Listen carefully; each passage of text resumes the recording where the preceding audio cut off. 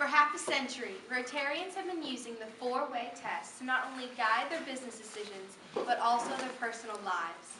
This test does not blatantly tell you the best choices to make.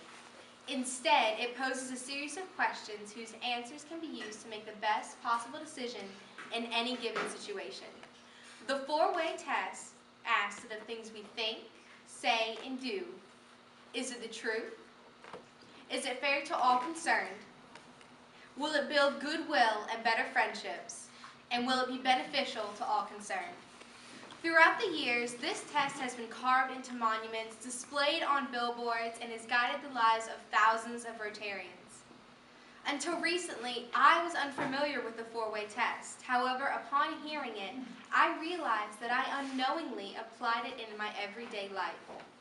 One area of application would be through my active involvement in athletics, particularly cross country. The first question in the four-way test asks that of the things we think, say, and do, is it the truth? During practice for cross country, runners are told their day's workouts assignment and then they take the trails to complete it. Now this is where the test plays its part. As a runner myself, I know that I always have two options. I can either complete the workout to its entirety, or I can cheat and lie about how many miles I actually ran. Every day I have these two options, and I utilize the first portion of the four-way test to make my decision. I always choose to be honest. Therefore, I always run my full workout, no matter how tiring or time-consuming. The second question in the four-way test asks, is it fair to all concerned? Cross country is as much of a team sport as it is an individual sport. Though during a race we will run for our own placement in time, we all want to work together in order for our team to place first. During practice, everyone faces the same options to either run the full workout or to lie and cheat your way through. This is where the four-way test is once again applied. I know that if I were to cheat, I would not be able to perform as well in races, and I would slow my team down, potentially costing them a win. Therefore, I always choose to run my entire workout and pull my own weight in the team.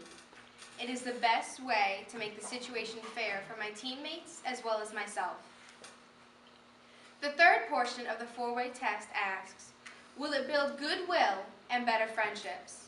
Once during a race, I came upon an opponent who was injured and she was barely able to walk. Rather than run past her and take the advantage, I went to her side and I helped her to medical care, even though my own race time suffered. In accordance with the third question on the four-way test, I chose to help my opponent in order to build goodwill and to have a potential friendship, despite our different colored jerseys. The final portion of the four-way test asks whether it will be beneficial to all concerned. In a sport such as cross country, even the greatest rivals still support one another. It is universally understood that at a race, everyone deserves the same support. We are proud of every single one of our runners, no matter which jersey she wears, and their success is our success. Instead of wasting our energy with bitter rivalries and hateful comments, we choose to cheer each other on and to support the benefits of others. Nelson Mandela once said, "Running taught me valuable lessons. In cross-country competition, training counted more than intrinsic ability, and I could compensate a lack of natural aptitude with diligence and discipline."